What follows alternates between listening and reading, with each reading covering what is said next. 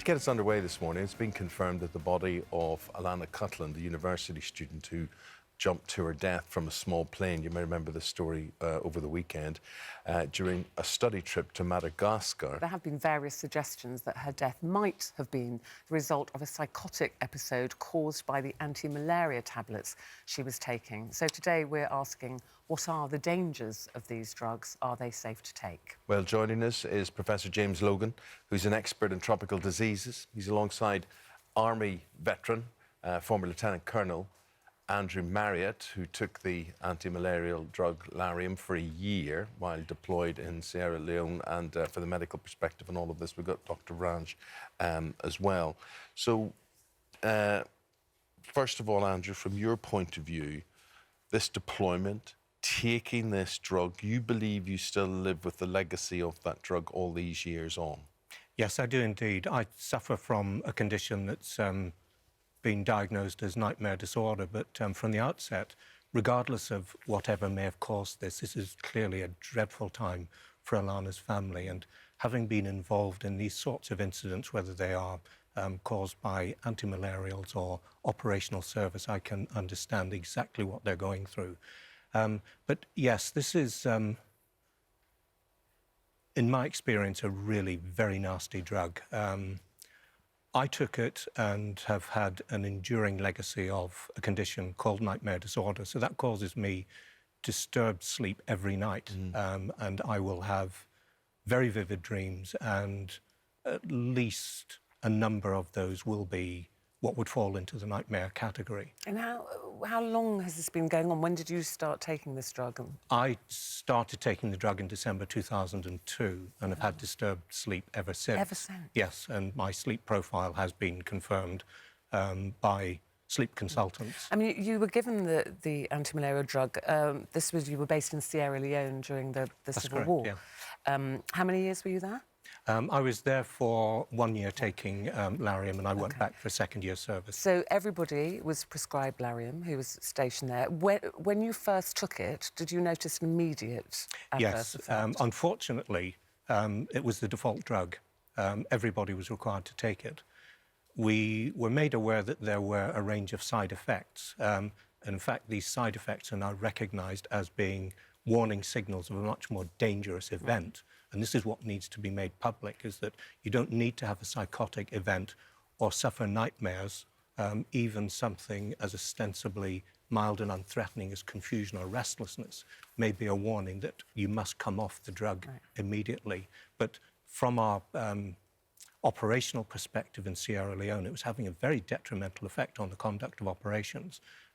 People with losses of memory, anger management, disturbed sleep, even dizziness, blurred vision. And that would have been across 25 to 30% of the population. And quite clearly, it's incompatible. So when you were getting these adverse side effects, did you go straight to the medics and say, I can't take this, yes. This is having a terrible effect on me? I did, and actually I was also concerned about my team because I learned that they were throwing away their anti-malarial rather than take them.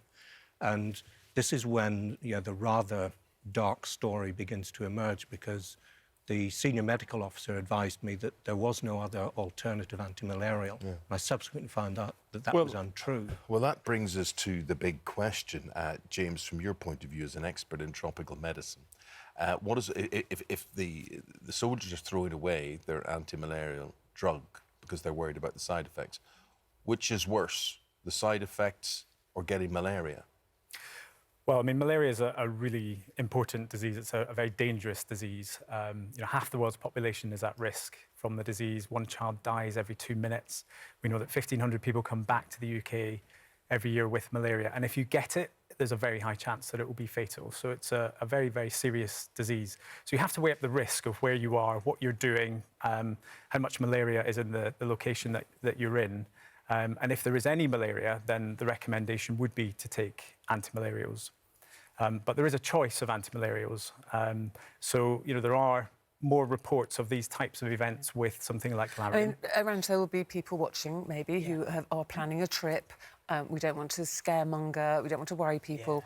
If they know they're going somewhere where there's potential for malaria and they come to you and say, what medication? Are there alternatives? What's your advice? Well, that's it. As James, exactly as you said, if you're going to a malaria-prone area, take precautions. You know, anti-malaria can reduce your risk by about 90%, and malaria is a significant illness. Obviously, take other precautions as well, mosquito nets, being careful at certain times of day, etc.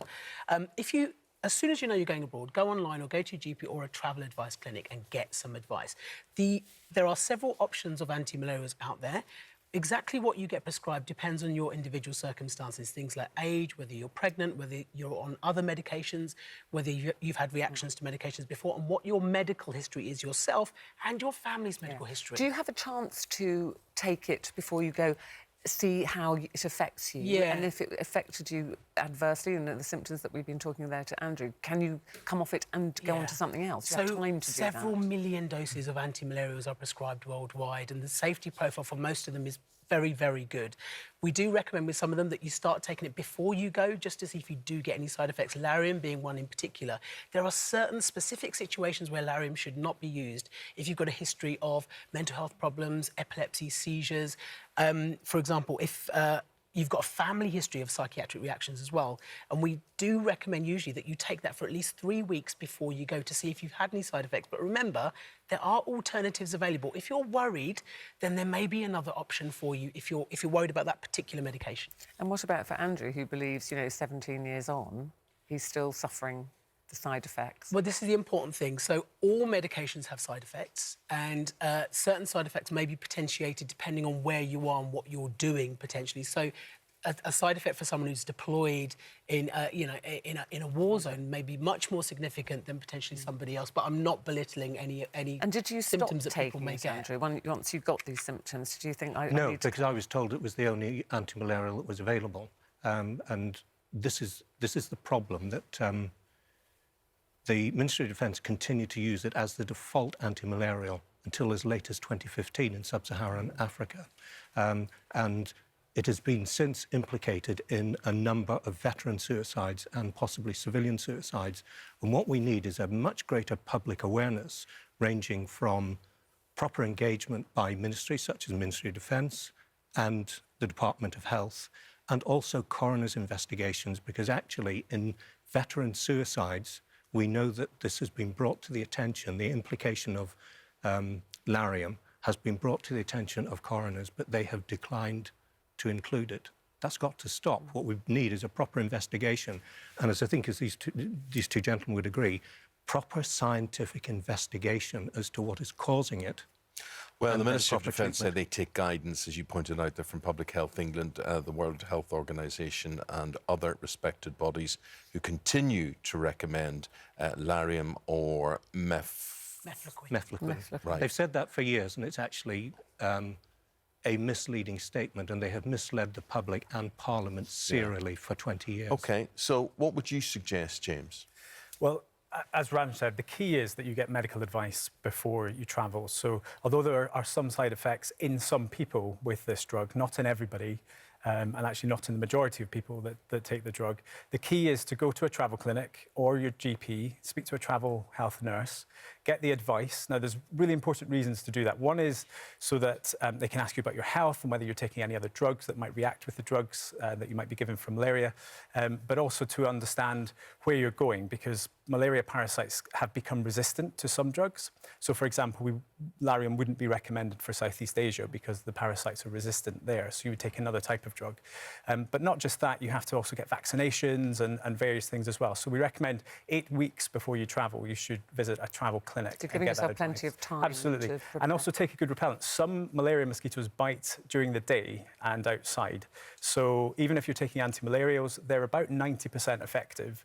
You still have to wear a really good repellent, one that contains DEET or PMD, and use a bed net, cover up, avoid dawn and dusk times and that sort of thing. So be very careful. Guys, thank you very much. Thank you very much indeed. And hope you stay well, Andrew. Thank you very much. You. Thank you.